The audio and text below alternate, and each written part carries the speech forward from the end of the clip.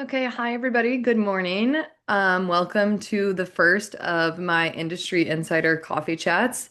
This is specifically for the analytical and STEM fields.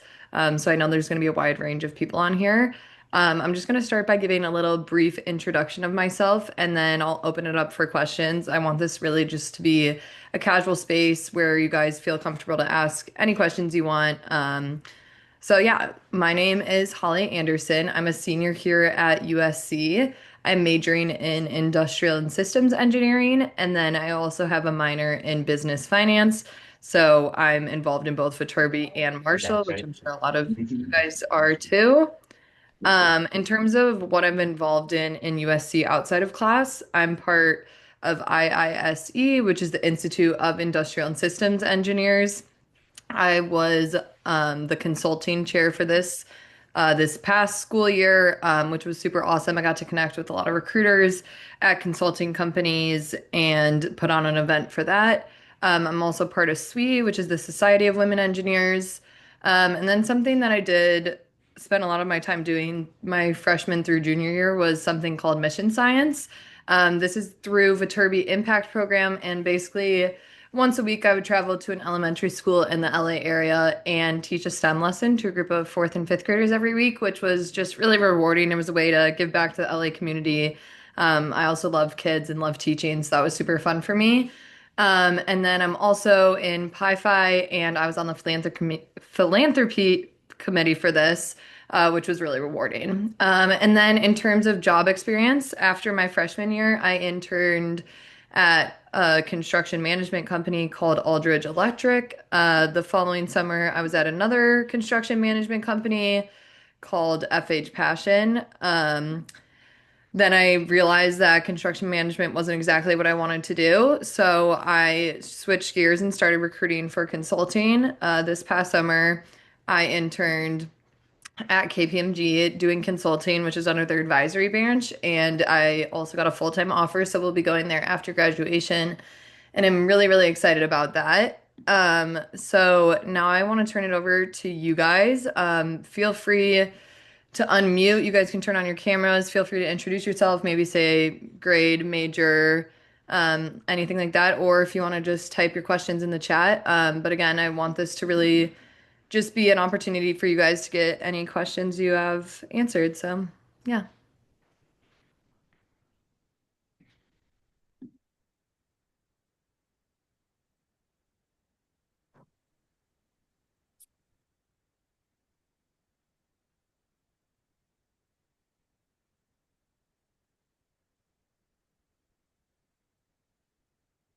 Hi, Asia. You can go ahead. Okay. Hi, Holly. Thank you so much for your time and for this introduction. My name's Asia. I'm also a senior and I'm majoring in arts technology and the business of innovation. I am actually curious how um, if you have any knowledge on how someone with like a non-traditional path could break into the same industry you're trying to get into. For some context, my major is the intersection of design, business, and computer science. And we have a more creative take on entrepreneurship. And what the roles that I'm applying to at the moment are marketing, but I do have technical skill sets. So I was kind of wondering if you have any advice on any like someone with my background or a more non-traditional background breaking into the same industry you're in. Yeah, for sure. Um, I think, first of all, I think a lot of it is just going to be kind of branding yourself and standing up for yourself. So, like, for example, for me, I'm in an engineering major and I'm going into consulting, which isn't necessarily like the typical standard. But I think sometimes that can even give you a leg up in these positions. I know when I was going through recruiting, a lot of times the interviewers would ask me like, "Oh, how do you think your major matches to a consulting position?" And I think the biggest thing is just not to be intimidated by this and kind of just defend where you're coming from. I think, like you said, like intersecting like technical skills, but also with that creative is like exactly what would fit in marketing. Like, which similarly for me, like I would just kind of back myself up and defend. I'm like, oh, well, engineering is all about problem solving. I've learned how to work in teams, I've learned how to be collaborative, and I think that that will translate really well to consulting. So I think kind of just like defending your position and making an argument for yourself, like it might not seem super apparent right off the front, but if you kind of try to argue that for yourself, I think that um, they would definitely see you as an asset to their team. Okay, thank you. And I have a follow-up question to that, and Mhm. I was wondering if you could share a little bit of some of the strategies you used to kind of tell that story and your narrative to get into consulting. Yeah, for sure. I think just in general, while practicing for interviews, I think it's super, super helpful to actually end up saying your answers out loud. I would practice with like my roommates or like my siblings or even my parents, just or even just talking to yourself, like if you're on a walk or just saying it in the mirror. I know it sounds kind of silly, but just saying those answers out loud a couple times before you go and say them live in an interview, you're going to come off a lot more confident. It definitely doesn't have to be like a rehearsed script where like you know every single word that you're gonna say, but I think just kind of running through it a couple times and saying it out loud, you'll definitely become more confident and while you're saying it, it'll come off as sounding more true versus you trying to like come up with something in the moment. I think that definitely is also true for like having a little elevator pitch. Like a lot of times in interviews, they're gonna just start by saying like, "Okay, can you tell me a little bit about yourself?" And obviously, you know about yourself, but even still, like just rehearsing that and like trying to get it in that like 1 minute range. I think just saying it out loud, whether it's to yourself, to someone else, definitely is helpful. Okay, thank you. And I know we have like almost 40 people in the room right now, so I don't want to be the No, only no, one you're all asking good. I questions. appreciate the participation. Of course. I was wondering, could we connect with you on LinkedIn and would it be Yeah, possible for for you to drop sure. it in the chat? Yes, I will drop it in the chat. And then I also do have my email on here. If any of you guys are interested in following up, you can send me an email to do like a one-on-one talk or anything like that. And then also on this slide, I have my other upcoming coffee chats, which will just be a very similar layout to this. So if any of your questions are unanswered after this, you're more than welcome to drop into those as well. Thank you. Yeah, of course.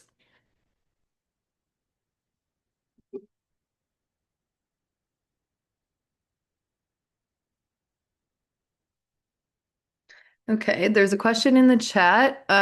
It says, I was curious about how you approach applying to internships and whether or not you wanted to pursue a specific field or any field that was available. I think that's a really good question. I think one of the hardest things about finding an internship and finding a job is really figuring out what you actually want to do. I think that's a really important first step. Um, as you can see from my experience, I definitely didn't know what I wanted to do at first. I had two construction management internships and really gave those a try. I got into this through like a personal connection, and I thought it was kind of just better to have some experience rather than nothing. But then shortly I learned that this wasn't what I wanted to do forever. So then I got interested in consulting. This is something that a lot of people in my major started going into. So I heard a lot about it through my classes and things like that, and it kind of just piqued my interest. And then the more I looked into it, the more people I talked to, I thought that it would be a good fit for me. So then when I applied to internships, I definitely still kept my options open. As you guys know, it's very hard to get from that applying step to securing the interview. So I think it's definitely better to kind of keep your options open at first, especially while you're, I don't know what grade you are, but especially when you're younger, I think it's definitely good to explore all the options. Then you can definitely narrow it down as you go on.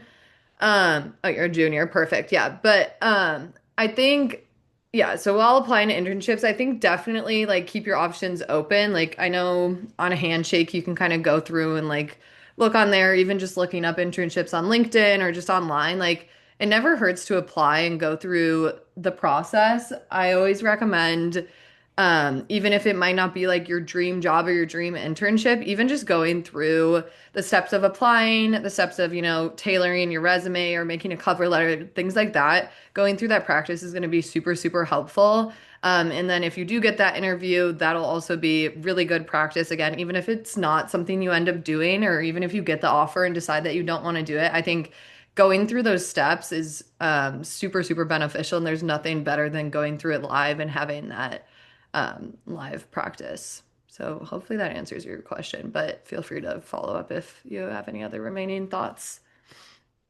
Um, Okay, Paul asked, what questions did you ask on your interview to evaluate KPMG's culture? Okay, so I actually did a program with KPMG after my sophomore year. It was called KPMG Women in Advisory, and this was a really cool program that they put on where I actually went down to their training facility in Florida for 3 days. And this was like before I even had like an interview with them or anything. It was just a separate program. So being there, I definitely got a feel for their culture. I got to talk to a lot of employees. They put on like a bunch of panels and presentations. So I got to like meet a lot of people, hear a lot about what they do there and what the type of people are, like what their values are in the company and everything like that. But also during, I guess specifically during my interview, one of my favorite questions to ask during interviews is it kind of sounds a little bit dark at first, but I feel like it really brings out a lot of truth in people's jobs. So I've actually stole this from someone else who was giving me tips when I was going through my recruiting process. But the question is, on the days that you wanted to quit, why didn't you? And I think this really just goes to show what about a company is keeping people there. A lot of times people are going to stay at a company for a long amount of time, whether this is 5, 10, 20 years. And there's definitely going to be days where your job isn't your favorite thing in the world, where you're kind of dreading going to work, doing your task or whatever it is. But there's definitely something that is keeping them at the company. And I found that asking this question really brings out, they'll talk about maybe a personal connection that they have at work that's really important to them, or just like the dynamic of their team that keeps them going, or things like that. So I found that asking that is a really good way to find a little bit more about their culture. Okay, we have another question. With mixed industries, and last was operations management. How would you advise breaking into consulting, and what field should I venture into because it's quite confusing? Yes, I definitely sympathize with you on that. I think I even interned at KPMG this summer and am going there full time, and I still don't have a total understanding of all the different fields. It's very complicated, and also within every company, it's very different. So I totally understand the confusion that you're feeling.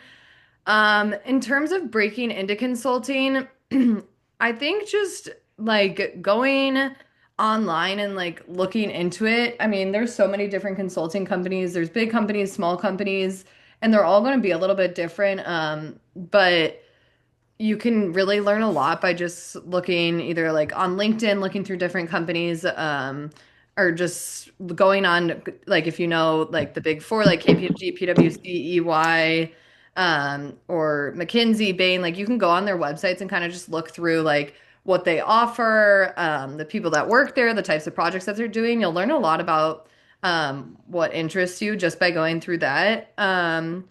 And then in terms of what field you should venture into, this is something that I think really just depends on what you're interested in. But while you're applying to jobs, I think something that's very helpful is looking at like the job description or like the required skills and seeing maybe where you align most.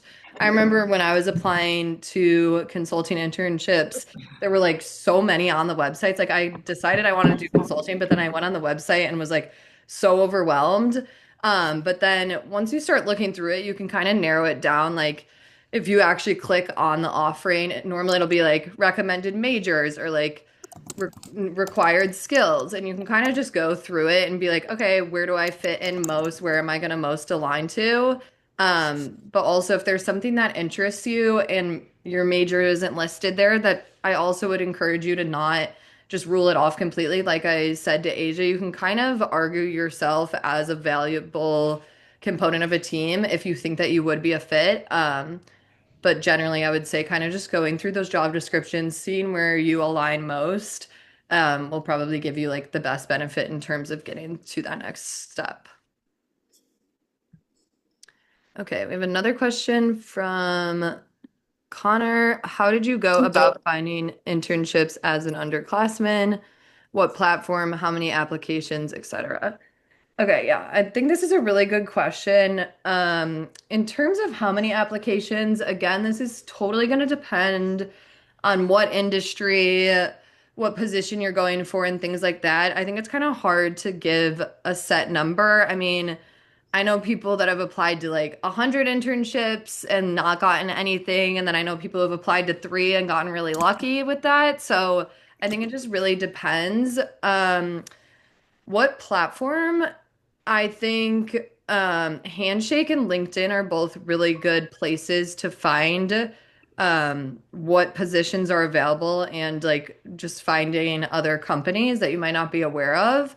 But then in terms of actually applying to the jobs, I normally would then go to the actual company website. I think it just is a little bit more direct, and sometimes Handshake and things like that like do have postings that actually aren't open. But I think, yeah, I would say Handshake is a really good way to find positions, find things that interest you, and find different companies that maybe you're not aware of. And then also LinkedIn. I would say those are probably my two biggest. Okay, Asia, you have another question? Hi, yes, I do. I remember you referring back to some of the projects that you did during your internship, and I was wondering if you could tell us what your favorite project was. Yeah, for sure. So while I was at KPMG this summer, I was put on one project, and I'm not ex allowed to like say exactly what I did. But I was working for a federal and state agency which was super interesting. This was something that like I didn't know if I would like right away, but then it actually was super, super cool. Something that I also, I mean, again, this is going to depend on everybody, but something that I really liked about my internship this summer was how much teamwork there was. Like, I never really was doing tasks by myself. Like, even if I had something to do, I would always go and then check it with like my manager or the senior associate on my team. And I was working really closely with them. And that's just the type of dynamic that I really like. Even in my major and my minor, like the projects that I do, we work really, really closely together. So I have good practice with that. And I just really enjoyed that team dynamic. I felt that nothing that I did, whether it was right or wrong, was really going to like sway the project 100%. So I think it made it just a little less heavy pressure. Again, obviously, it's going to totally depend what industry you're in, what type of project you're on. But I think that that was why I ended up liking my project so much for me personally.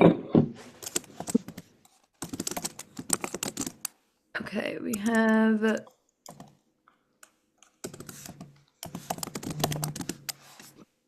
Okay.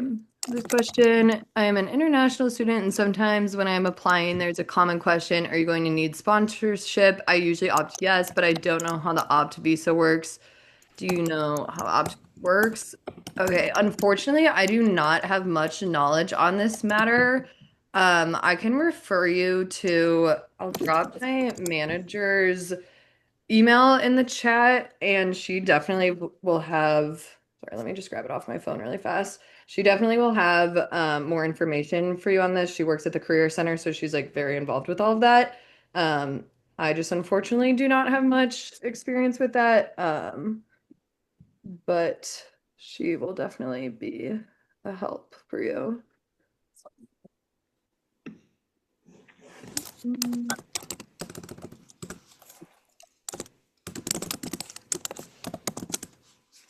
Okay, Jonathan said he's a sophomore majoring in applied math and minoring in business finance. He's wondering what type of internships should I apply for and what should I search for in Handshake or LinkedIn? What industry you should aim for because you're not sure what you're interested in.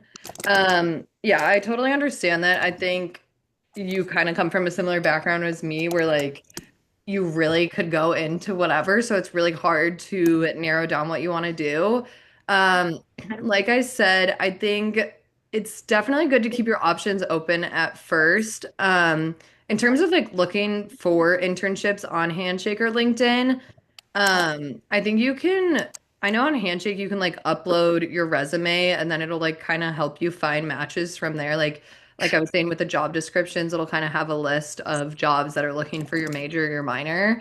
But also just going through like and exploring like you could look up like internships for applied math majors or something like that. And I think just kind of perusing through, reading the descriptions, reading what the role might entail, you'll kind of start to get an idea of what you're interested in, what you're not interested in.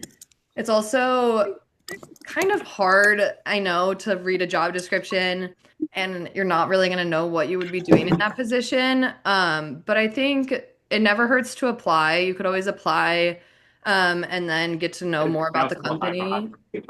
Sorry, I'm just gonna ask you guys to go on mute, if you're not talking, just so we can keep the background noise down. Thank you. Um, but another thing I would say in terms of learning what industry you want to be in is just talking to people.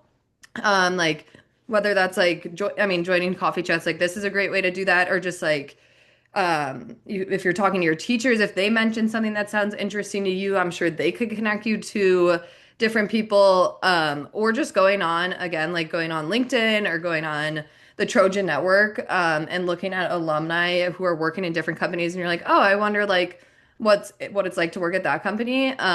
Something about people who went to USC is, for the most part, they're very willing to help other people who are at USC.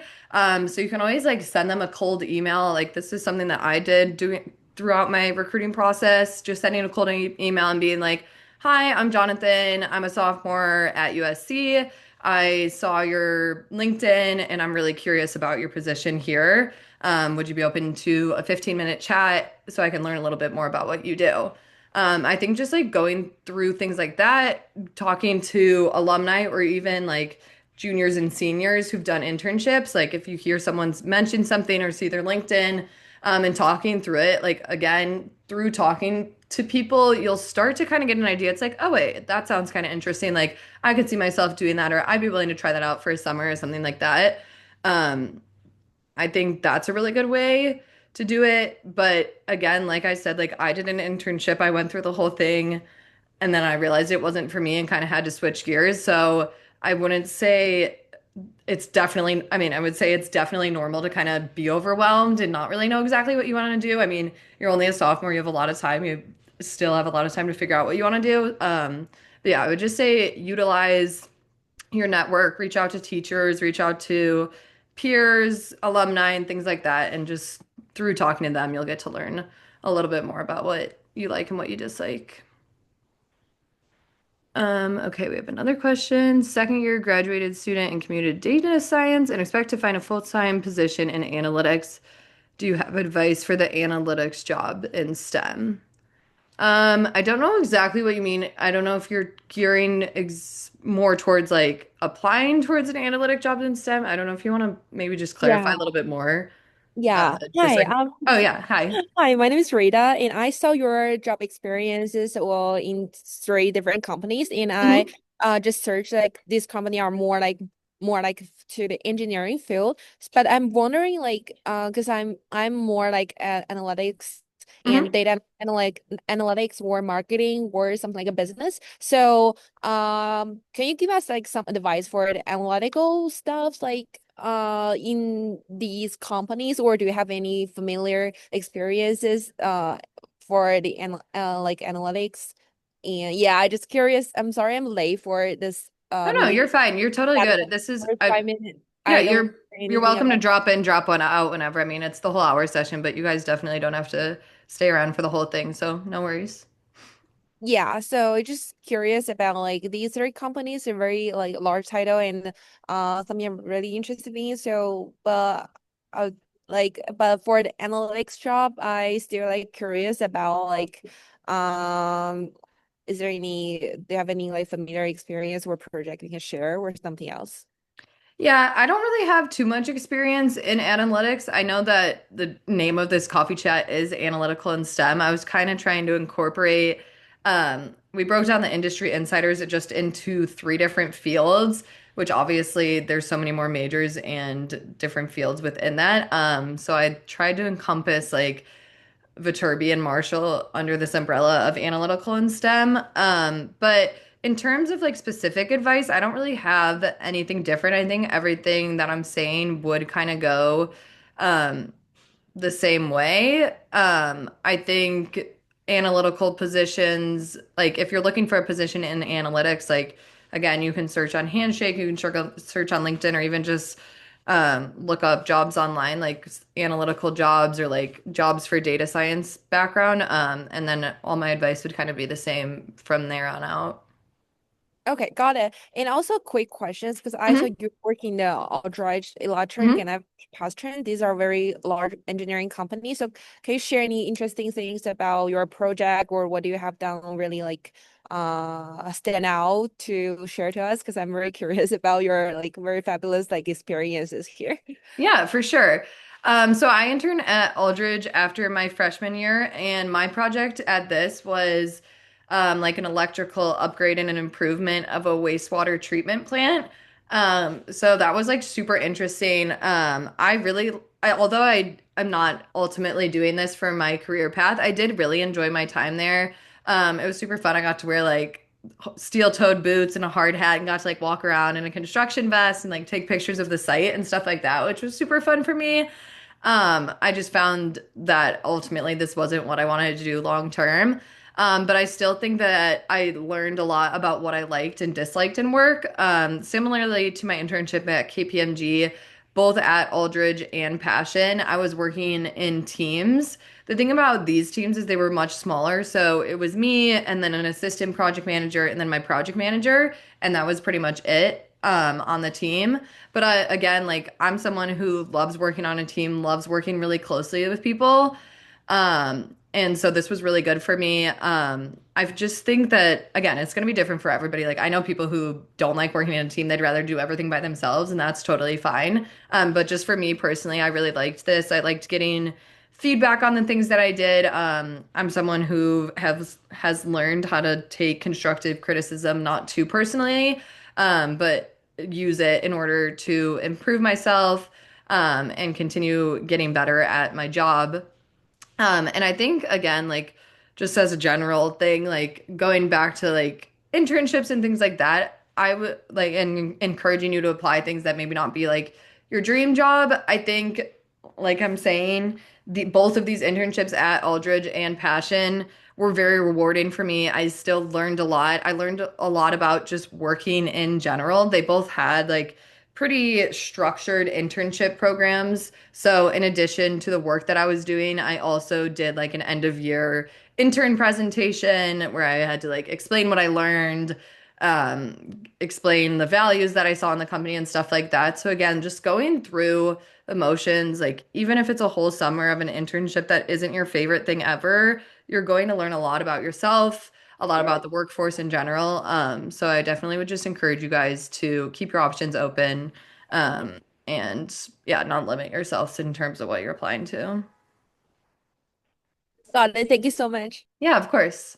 Nanpu, if you have your hand raised, you can go ahead and then I'll return to the chat. Yeah, hi, could you hear me clearly? Yes. Hi, so thank you so Holly for sharing. I am currently a graduate student and I'm thinking about changing my career directions. Hmm. And when I was creating my resume, I just found out that my previous experiences wasn't really applicable. So they were like totally in another field. And I don't know how to deal with this to make my CV still look strong to like a new path. So are there any suggestions you could give? Yeah, I think that's a great question. I think it definitely would still be beneficial to keep your past experiences on your resume, even if they aren't directly translational to what you're going to be applying to going forward. I think it's good to just show that you have had experience. Also, a lot of times in interviews, the interviewer will ask you like, "Oh, I saw this on your resume. Can you talk a little bit more about that?" And this is kind of going back to what I was saying before about even if the job doesn't translate exactly to what you're doing, you still can learn a lot from it. I know personally in my interview with KPMG, they did ask me about my past internships, And obviously, KPMG is not a construction management company, but I could still speak to those experiences and explain what I learned about myself, what I learned about working, how I problem solved, how I learned to interact with a manager, and things like that. So even if your experience isn't directly translational to what you want to be doing going forward, I think it's definitely still beneficial to keep that experience on there to show, like where you've come from, what you've learned in the past, and how you can use that and translate it to another position going forward, if that makes sense. Yeah, definitely. Thank you. Yeah, of course. Okay, I'm gonna return to the questions in the chat. We have a computer science master's breaking into consulting with a background. How would that look like? I touched on this a little bit earlier, but again, I think you definitely don't have to like close yourself off to a position. Like consulting might be generally a more business background, but I'm an engineering background and I'm going into consulting. I think this kind of just goes back to explaining how you can apply yourself to the position. I think computer science, like engineering, at the end of the day, is all about problem solving. You're probably really familiar with coding, which I know comes across in consulting a lot. I know also sometimes depending on the company, there is like consulting positions that are more specifically technical. So you could look for jobs like that. I think that you would definitely be a good candidate for that. But also, if you kind of want to leave behind the computer science and just focus more on the consulting, I think you definitely still have the skills to do so. Okay, there are job postings with certain deadlines and others without a deadline. When facing time limitations, would you recommend focusing on no deadline posting or those with deadlines? I noticed that some of the non-deadline jobs are being filled very, very fast. Yeah, this is definitely a challenge to the recruiting process. I honestly don't really know why companies don't put deadlines on their postings. I think sometimes, I don't want to say this is like a for sure yes or for sure no, but I think sometimes when there aren't deadlines, it might be a first come, first serve situation. For example, when I applied to KPMG, I know that those were first come, first serve. So I don't even know like when they decide to close it, but like once they've reached a certain amount of applicants, I think they do just close it. So it's not technically a date that you have to fill it by. One piece of advice I would say for this is if there's a specific company and a specific job that you're going for, to try to get in touch with the recruiter. They like a lot of times there's a specific recruiter for either like a region or even specifically for USC. And they're very willing to like help with questions like deadlines and stuff like that. For example, when I was applying to KPMG, the recruiter like sent out an email to us like reminding us that the postings were going live and like to get them in ASAP because they are first come first serve. Um, but with that being said, I know I guess sorry, I'm like going back and forth a lot, but I think you could kind of make yourself just in general, I guess this goes for everybody too, but when I was applying to jobs, I made like a spreadsheet of everything that I wanted to apply to or was applying to. And I kind of would just break this down into like company, what the job title is, like if you know when it's going to open and if you know when it's going to close. And then you can kind of like use the power of Sheets and or Excel or whatever you're working in. And you could even like filter it by like, oh, let's see which ones are due first. Like, let me make sure I get this one done. Like I know people use that for homework and things like that. So, obviously if applications do take time and do take effort. But I guess just kind of trying to work backwards. So, like, obviously doing the ones that are due first before the ones that are due later. Like, if there's a job posting, that's due in April, probably don't have to do that one first. You could save that one to do when you have a little bit of more time later. Because if it's going to stay open that long anyways, it's less of a priority. Okay. Paul, you can go ahead and then I'll return to the chat again. You kind of said it, touched on a little bit before in terms of transferable skills. Mhm. But I was wondering if there's any specific format or like way of talking about your transferable skills from like a job that is not completely overlapping with what you're applying to. Yeah, for I sure. mean, the interpersonal skills are, I feel like the obvious one to like use as a first start, but anything other like Mhm. technical skills or what do you Yeah, suggest? I think I honestly personally didn't do this much, but I know that people do this is like catering your resume to each job that you're applying to.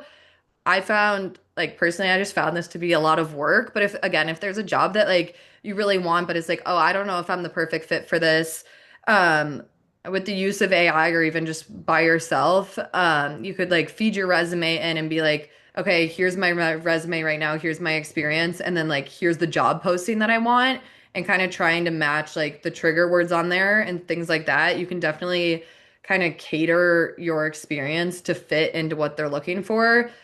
Unfortunately, I guess maybe fortunately, I don't know, but I do know like a lot of companies are using AI to kind of like do that first run through resumes. So maybe if, if you're not the typical fit for it, you're going to just be like shoot out right away.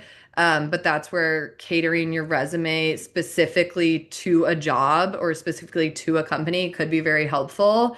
Um, you can kind of like tweak what your experience was to highlight what they're looking for. I mean, it's not lying, it's kind of just like stretching it a little bit and making your, and like you can learn how to, I guess, like learn how to make your experience be a fit for what they're looking for, if that makes sense.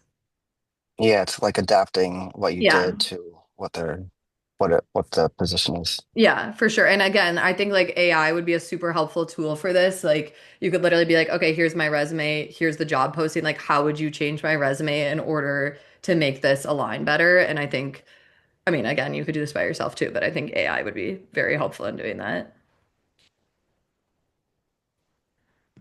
Okay, I'm gonna go back to the chat. Jackie asks, what were some tips that help you succeed in interviews that you had for your internships?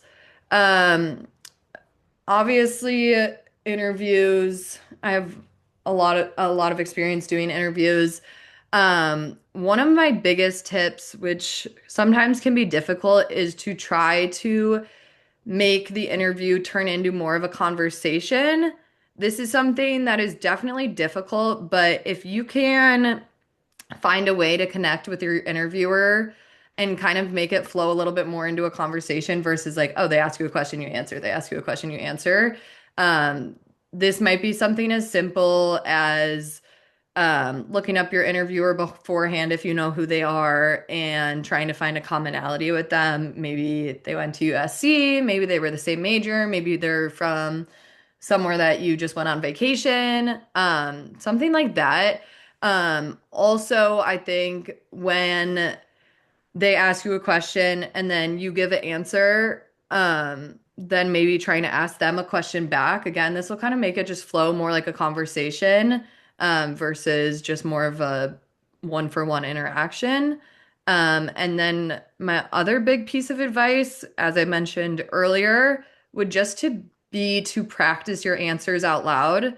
Obviously, you're not going to know exactly what they're going to ask you, but you can do your research online, like typical interview questions for this position, or just like typical behavioral questions, or typical case, or I guess case interviewing is a little bit different, but and just actually physically saying those answers out loud. Like I have had like a massive Google Doc with like a bunch of typical interview questions, and I would like type out my answers to those.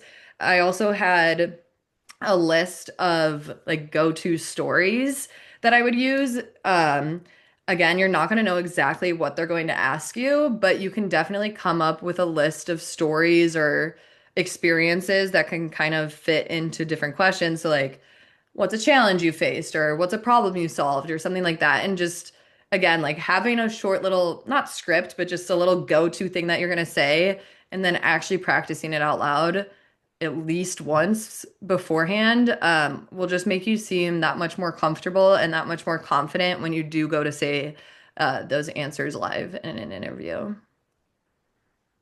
Okay, and then Zenob, you can go ahead. Yes.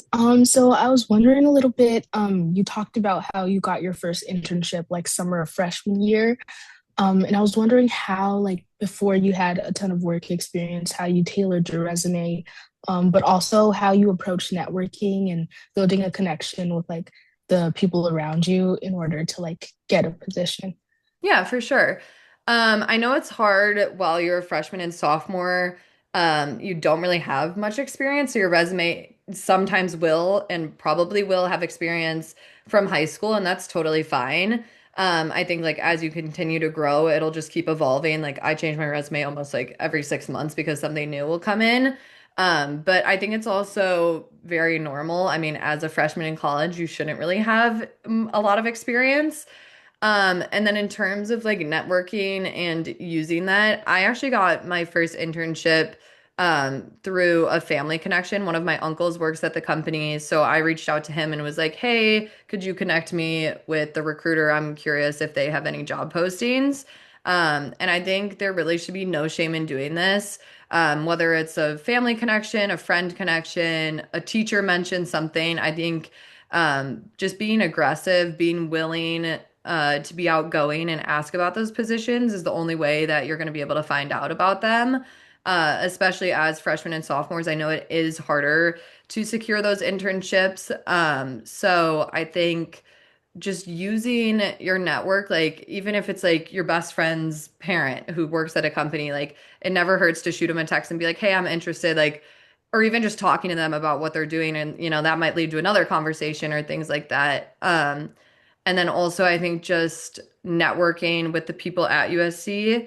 I always say that USC is such an awesome place because you're surrounded by so many successful people. I think it's very important to get to know the people in your classes, get to know your teachers, and they'll help you with the experiences. Like if your teacher mentions that they worked at some company or they tell a story or things like that, or even if they're just a teacher that you like, you can go up to them and be like, "Hey, I'm looking for internships this summer. Is there anybody you would recommend I reach out to anywhere I look?" But USC is definitely a place where people are super successful, so definitely try to utilize that network. So thank you. Yeah, of course. Okay, I'm gonna go back to the chat. Sophomore double majoring in business and applied math and figuring out what field I want to pursue, which has made narrowing my internship search tough. I'm especially interested in startup roles. When would you recommend starting the process? And is it already too late for this summer's cycle? I'm personally not too experienced in the startup role world, I guess. But I do know a lot of people at USC who have been part of startups, who have interned at startups. Um, I don't think it would be too late for this summer cycle. Again, that's going to just totally depend on the company and on the position. But I would say like in terms of when I would recommend starting the process, I think it never hurts to err on the side of being earlier. So if there's a startup that you know about that you're interested in, you can start reaching out to people, you can apply online, you can inquire more about it. But yeah, I would say definitely err on the side of being earlier. And I would encourage you to think that it's not too late for this summer. I think startups also are a little less structured, maybe in terms of like how many interns they're going to take or things like that. So you could definitely reach out and still try for this summer. I would say it's definitely not too late. Okay, we have another question. When I was applying to internship, did you tailor your resume for each application or did you just use one general resume? Also, did you cover soft skills in your resume? I touched on this a little bit earlier, but I personally didn't tailor my resume, but looking back on it, that might have been a little bit of a mistake on my end. Maybe I would have gotten more interviews if I would have done that. one thing about that is that it is very time consuming, obviously, to go through and tailor your resume to a bunch of positions. But I think if you do, like, definitely have one general resume that you think like adequately explains all of your experience, like maybe in a more general way. But then again, if there's a job that you're looking at and you're like, okay, like I'm kind of a fit for this job, but like I don't really know, like if I'm looking at my resume right now, like it doesn't really align, but I feel like I could kind of tweak this to make myself look like a really good fit, then it might be worth your time to change it for that. But like for me, I pretty much did use like one resume for all of my applications. Um, Another thing is I do know people who have like obviously a resume needs to be one page. But I do like some of my friends I know have like a two-page resume of everything that they've done, like all of their experiences, and then depending on what job they're applying to, they'll kind of just highlight and like copy and paste or delete out what they do or don't want for that specific job, depending on what they want to highlight for that job. And then, did I cover soft skills in my resume? I did. I think I don't know if this is necessarily like a need on your resume, but I know that a lot of people do it. I think um, you could also talk more about your soft skills in an interview, but if you have the space on it, I mean, I don't think it hurts to maybe include a short little line of just a list of what you think are your soft skills. Okay, we have what are some skills you would recommend to gain, ones that are still going to have value even with this emerging role of AI and shifting the paradigms even in consulting positions? Yeah, this is a really good question. I think the topic of conversation of AI taking over jobs is definitely a hot one. Um, I think in terms of skills you recommend to gain, um, I guess if there, again, if there's a job you're looking at and say they require like, I don't know, a super specific skill, like, oh, you need to know how to do Python for this role, and like you're not super familiar with Python, maybe just taking your time to do this by yourself, or being like, okay, I don't know how to do Python. I'm not capable of teaching myself how to do Python. Like, I'll look for another job. Another thing is again, I haven't really tapped into the full potential of this, but I know LinkedIn Learning is a really good space right now to learn different skills, whether this is like Excel skills, like even just like networking skills, how to write emails, things like that.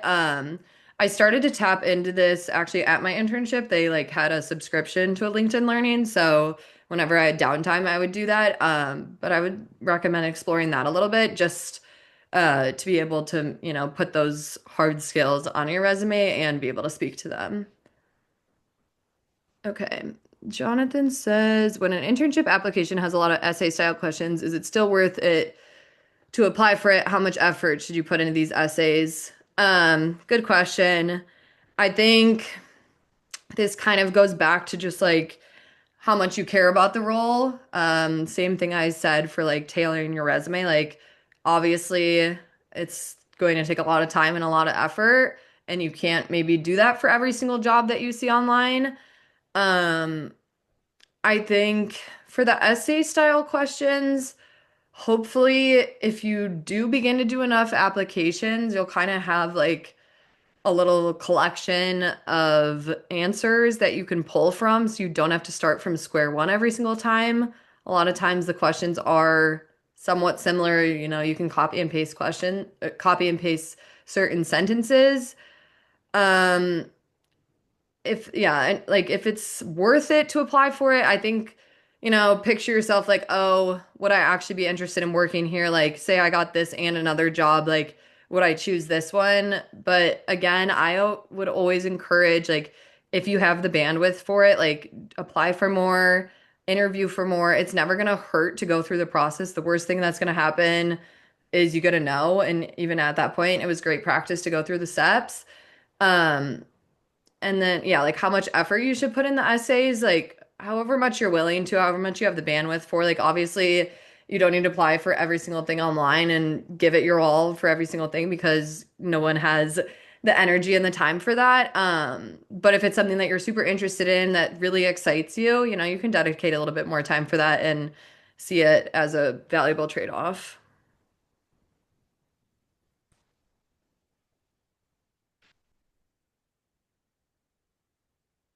Okay, those are all the questions in the chat so far.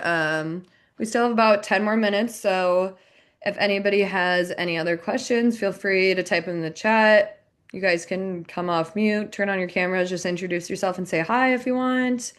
And then, oh, before I forget, I'm actually gonna drop my LinkedIn in the chat. And then also feel free, my upcoming coffee chats are on there, so you guys are more than welcome to drop in.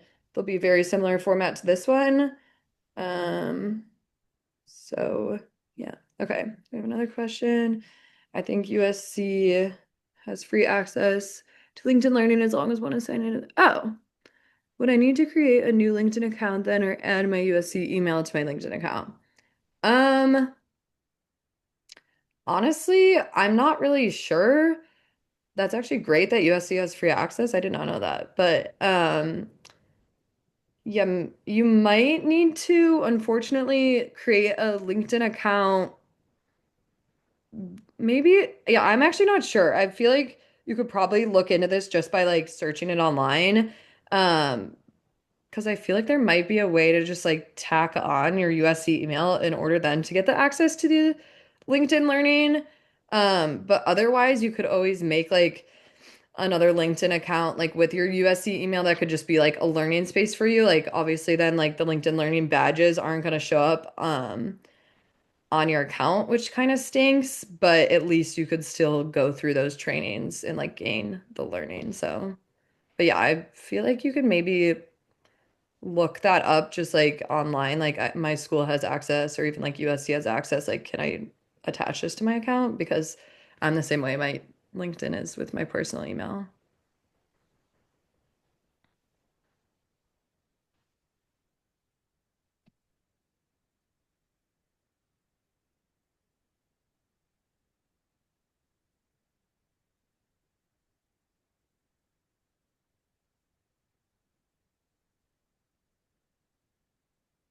Okay, and then I just dropped my LinkedIn in the chat. You guys can feel free to connect. Also, feel free, my email, I can type it in here too, but it's on the slide. Feel free to send me an email if you guys want to set up another chat one-on-one, or again, you can drop it in my other coffee chats. But I'm here as a resource for you guys. So, and also, there are more events coming up through the Career Center and through Industry Insiders. Similarly to how you found this one on Handshake, just keep looking there. We have a lot of exciting events coming up this semester. I actually have an event tomorrow night at 6 p.m., which I'm really excited for, and I'm going to have a panel of different USC alum who worked in analytical and STEM fields or had analytical and STEM backgrounds. Um, and it's going to be all about like networking and having mentors. So I'm really excited about that. So if you guys are available, you can definitely hop on there. But yeah, I appreciate everybody's participation today. And I'll be hanging around for the next 10 minutes or so. So feel free to ask any other last questions. Yes, I can send the link. Hold on. Um,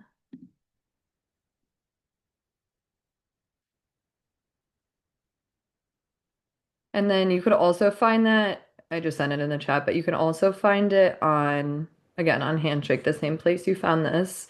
It's called Student to Alumni Building Meaningful Connections, and it'll just be another Zoom event. And it's at 6 p.m. tomorrow.